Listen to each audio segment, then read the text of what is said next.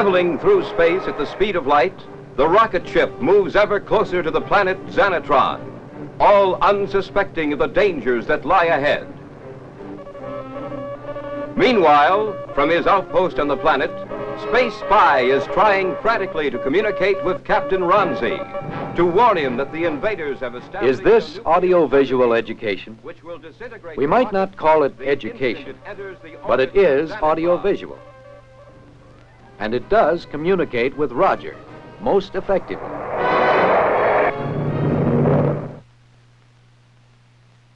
Now, when Roger arrives at school, he comes to set aside those outside interests and concentrate on learning through selected experiences. Yes, selected experiences. So here is Miss Adams, ready to help Roger learn. She's ready. But is Roger ready? Or is he still off in outer space, helping Space Spy to avert peril on Xanatron? Is Mary ready? Or is her mind back with the glamour queen who smiles at her every morning from the billboard? Are Fred and Scotty ready to learn?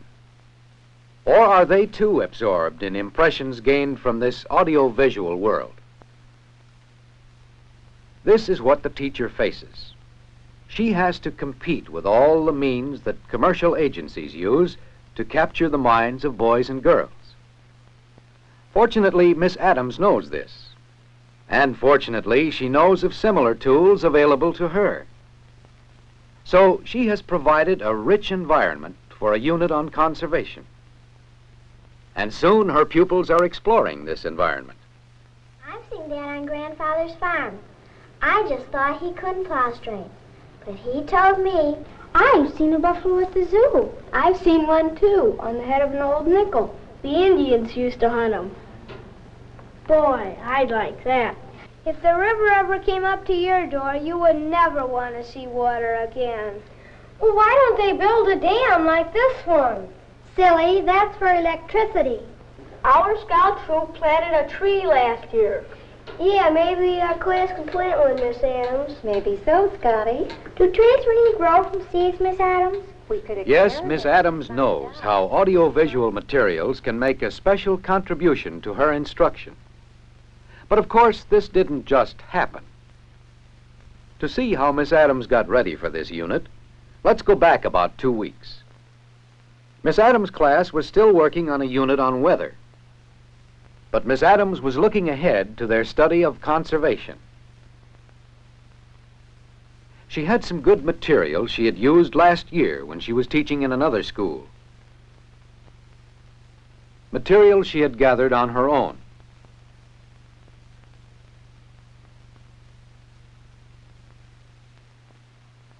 But now she wanted to take advantage of additional help available here in her new school. Mr. Benjamin is the building audiovisual coordinator.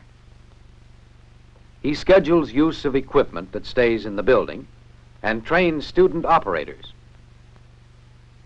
He counsels with the teachers on the use of audiovisual materials, drawing upon his own special training in the field. And he has a small library of books that teachers may borrow. He also serves as a valuable resource for locating and selecting materials. One thing, Mrs. Meltzer has some slides that she took last year when she went with her class on a field trip to a tree farm. I'm sure she would lend them to you. That might be good, especially if we take the same trip. It would help us in our planning. Yes, it would. Now, over here I have a card catalog of materials. Films, film strips, maps, charts, records, tapes, everything. We could look here under conservation. Most of this material is available at the Central Audiovisual Department. I have an appointment to take Miss Dugan and Mr. McIntyre to the department on Thursday afternoon. How would you like to go with us? Thursday afternoon? Why, yes, I'd like to go very much. Good afternoon, Miss Dana. This is where we book material from the Audiovisual Department. From here, materials are sent to the schools. Each school has its own catalog of the materials that we have here. You know, that's what I really appreciate. The help you give a teacher in getting what she wants when she wants it. You know, that's one of our slogans. The right materials in the right place at the right time and used in the right way, which means you're getting these results. Audiovisual materials increase pupil interest, increase factual learning, improve retention of learning, increase reading interest, stimulate student activity, influence attitudes, teach both fast and slower learners. And did he tell you that those aren't claims? They're proved results. That's why we have this department. And this is our audiovisual director, Mr. Vincent Harlan. Miss Adams, Miss Dugan, Mr. McIntyre. We're glad to have you here. We're here to help you to maintain a stock of materials, to help you select the materials, and to help you make the most of them. We'll supply as much material and advice as you request, but it's up to you to get results. When I was in the armed forces, we used a great many training aids, and we got results. I think all of us need to have our eyes open to the real possibilities. It helps. As a matter of fact, that's why we've prepared this little exhibit, to remind us all of the great variety of materials that we can call on. For instance, we have all sorts of models and sample objects and specimens, maps and charts and graphs,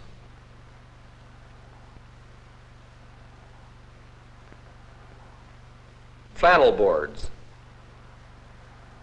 flat pictures for display and for use with the opaque projector, film strips and slides, motion pictures selected by preview committees, tape recordings, records, and transcriptions. And we don't want to overlook the values in student-made materials. Not to mention field trips, dramatizations, puppets, radio and television, and that ever-present visual aid, the chalkboard. Well, you've certainly opened my eyes a little. Yes, it's given me ideas. I have a specific question. I'm about to start a unit on conservation, and I'm wondering about a suitable film for the 4th grade. Well now, if you can take care of these other folks for a few moments, we'll soon find out. Glad to. Mr. Benjamin. I know of some films on specific aspects of conservation, but what I'd like is an overall film on the general idea that would be meaningful to 4th graders. Well, there are a great many films here, as you can see. Possibly you may want to use some of these later in your unit. But there's one film oh, here it is, The Meaning of Conservation. It's designed for the intermediate grades, and it introduces the main ideas in a simple and logical manner. May I see the film? Of course. Miss Dana, will you please see if the film The Meaning of Conservation is in? Certainly. Our preview committee was quite enthusiastic about the film. But of course, you have to decide if the film fits your needs. What I want to do is get beyond words and books and make the concepts meaningful to children who've never seen eroded land or a burned-out forest. Well, here we are. See if this will fill the bill. And so, by selecting materials that serve her purpose, Miss Adams is able to excite the interest of her class and actually involve the children in the unit on conservation. Before we see the film, let's review our problems. Remember, out of our discussions, we decided there are 4 main problems we want to work on. 1, historical background. That is, what has happened in our country to make us so concerned about conservation. 2, preserving, what we can do to preserve our natural resources. 3, rebuilding, what we can do to replenish our natural resources. And 4, our part, what we right here can do about it. Now let's keep these problems in mind as we see the film. Roger, are you ready? This film will be seen by this class as an integral part of a unit of study. Let's see a small portion of the film with them. Making homes in land like this meant clearing away forests to make way for farms. As the pioneers pushed on, the forests gave way to fields. The trees were gone, and with them went most of the wild animals that found protection and homes in the forests.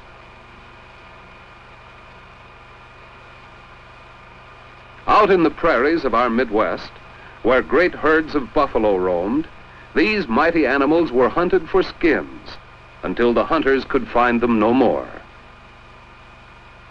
The forests had held back the water in the streams, but when the trees were cut down, rainwater rushed off in floods, and with the floods went soil, leaving behind ugly, useless land.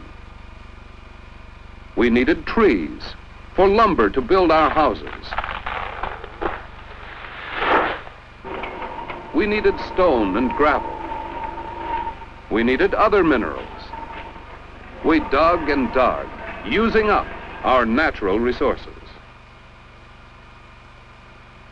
Our country was changing. Much of it was no longer beautiful, and many of our resources were gone.